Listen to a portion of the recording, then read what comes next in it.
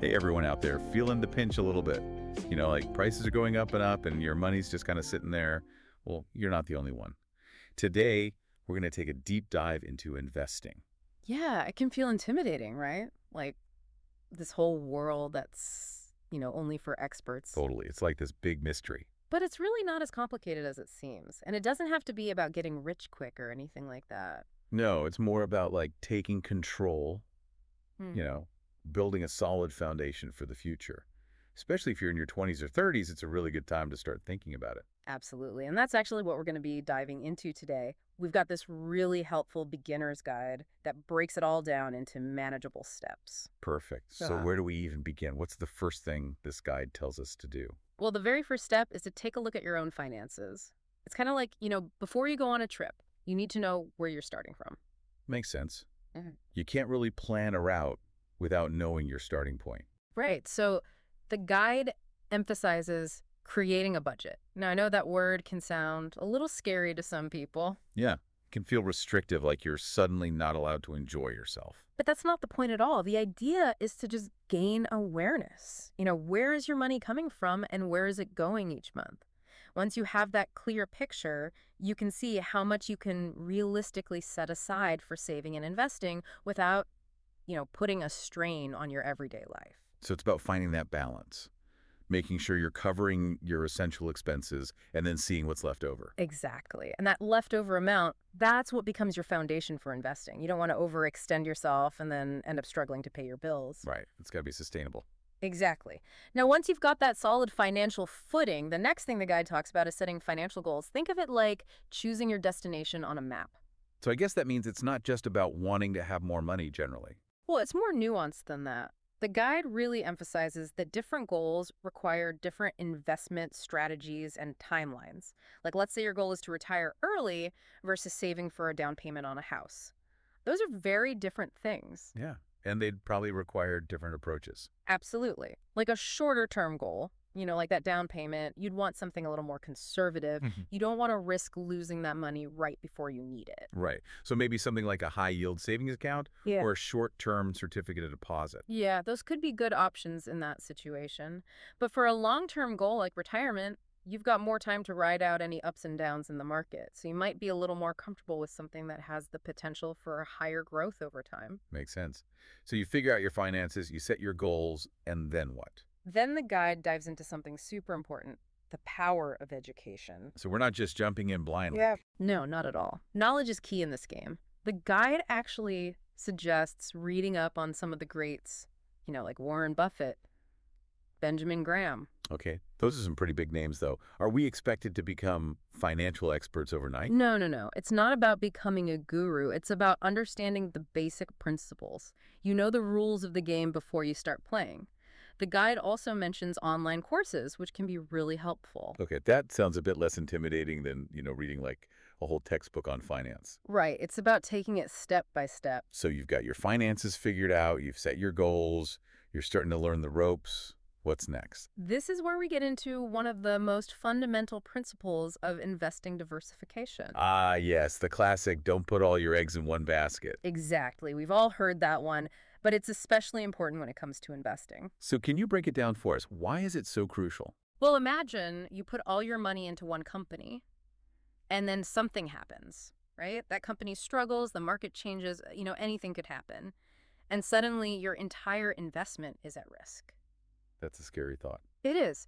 So diversification means spreading your investments across different asset classes. Asset classes. Yeah, that just means different categories of investments like stocks, bonds, real estate, things like that. The idea is that these different asset classes don't all move in the same direction at the same time. So if one area of the market goes down, another might go up. Exactly. It helps to balance things out. It's like, having a safety net. That makes a lot of sense. So how do you actually go about diversifying? Especially if you're a beginner. Well, the guide recommends starting with low-cost options that already have diversification built in, things like index funds or exchange-traded funds, ETFs. Okay. Those sound familiar, but I'm not totally sure what they are. So basically, these are investments that pool money from a lot of different investors to buy a whole bunch of different securities. Like you could have an index fund that tracks the S&P 500. Which is? That's the 500 largest companies in the U.S. stock market. So with one investment, you're basically buying a tiny piece of all of those companies. Wow, that's a lot of diversification. It is. And ETFs are similar. They often track a specific index or sector. And the great thing for beginners is that they're generally less risky than trying to pick individual stocks. But you're not putting all your eggs in one basket, literally. Exactly. And they're usually pretty low cost, too. Good. The guide suggests starting with these, and then as you learn more and get more comfortable, you can explore other options. Makes sense. So we've talked about understanding your finances, setting goals, educating yourself, diversifying. Is there anything else we should know before we actually start investing? Well, the guide talks about something that's really relevant for people today, leveraging technology. It's not like the old days where you had to call a broker on the phone to make a trade. Yeah, we've got all these apps and websites now. Right. And some of them are specifically designed for beginners, like robo-advisors. Have you heard of those? I have, but I'm not sure exactly what they do. Basically, they take a lot of the guesswork out of investing. You answer some questions about your goals, your risk tolerance, your timeline, and then they use algorithms to create a diversified portfolio for you. So it's like having a personal financial advisor, but without the high fees. Pretty much. And they Mm. often use those low-cost ETFs we were talking about, so it's a really accessible way to get started. That sounds great for someone who's feeling a bit overwhelmed by all of this. Exactly. Now, there was one more thing in the guide that I found really interesting. It was about investing in what you know. Ah, yes. That's a bit of an unconventional approach. It is, but it kind of makes sense. Can you explain it a bit more? Sure. The idea is that if you have a really good understanding of a particular industry or company, maybe because you work in that field or you're a really passionate customer, you might have some insights that other investors don't. So, like, if I'm a huge fan of a certain tech company and I see that they're constantly innovating and coming out with new products, it might be worth looking into their stock. It could be. Your familiarity with the company could give you a bit of an edge, but it's important to remember that even if you love a company's products, that doesn't automatically mean their stock is a good investment. So you still need to do your research. Absolutely. You need to look at their financials, their competitors, Hmm. the overall market conditions. Don't just invest based on your gut feeling. Good advice. Now, the guide also talked about some of the history of investing and some of the big names who have shaped the way we think about it. Why is it important to understand that historical context? Well, I think it helps to ground us, you know? Like we can learn from the experiences of those who came before us. So who are some of the key figures mentioned in the guide? Well, one of the biggest names is Warren Buffett. He's known for his long-term approach to investing and his belief in the power of compounding. Compounding. Yeah, it basically means earning returns on your returns, so your money grows exponentially over time. Oh, I see. So the longer you invest, the more your money can potentially grow. Exactly. And Buffett also advocates for a buy and hold strategy, which means investing in solid companies for the long haul and not trying to time the market or jump in and out of investments all the time. That sounds like a pretty sound strategy. It is. It requires patience, but it can be very effective. Any other big names? Well, the guide also highlights John Bogle, the founder of Vanguard.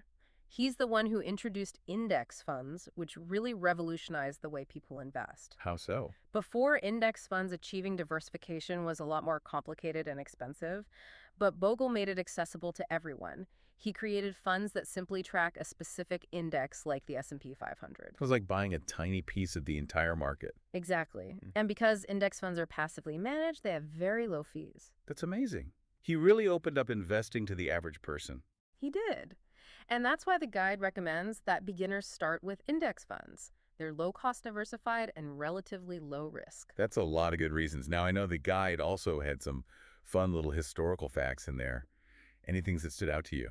Oh, yeah, it mentioned that the origins of the stock market can be traced back to the 17th century in Amsterdam. It's pretty fascinating to think about how long this system has been around. It is. And then there's that theory that the phrase stock market might come from the medieval practice of buying and selling livestock. Yeah, that's a fun little tidbit. It kind of brings it all back down to earth a little bit, you know? At its core, it's just about exchanging ownership. Right. So, taking all of this into account, what would you say is the most important thing for our listeners to remember as they start their investing journey? It's a good question. I think for me, the key takeaway is that investing is not just for the wealthy elite. It's a tool that anyone can use to build a more secure financial future. I agree. It's about taking control of your money and making it work for you. And it's Never too early to start. Even if you can only invest a small amount each month, it's better than nothing. And over time, those small amounts can really add up, especially with the power of compounding. Right. So to recap for our listeners out there, first things first, get a handle on your finances. Create a budget so you know where your money is going. Then set some clear financial goals. Mhm. What are you saving for? What's your timeline? And don't forget to educate yourself. Read some books, take some online courses. There are tons of resources out there. Once you've got the basics down, remember the importance of diversification.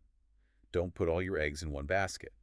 Spread your investments across different asset classes. And start with low-cost, diversified options like index funds or ETFs. Those are great for beginners. And don't be afraid to leverage technology. Use those apps and robo-advisors to make things easier. You don't have to do everything at once. Just take it one step at a time. Exactly. And remember, even small steps can make a big difference over time. So think about it. What's one thing you can do today to start building a better financial future for yourself? It's worth considering. It definitely is.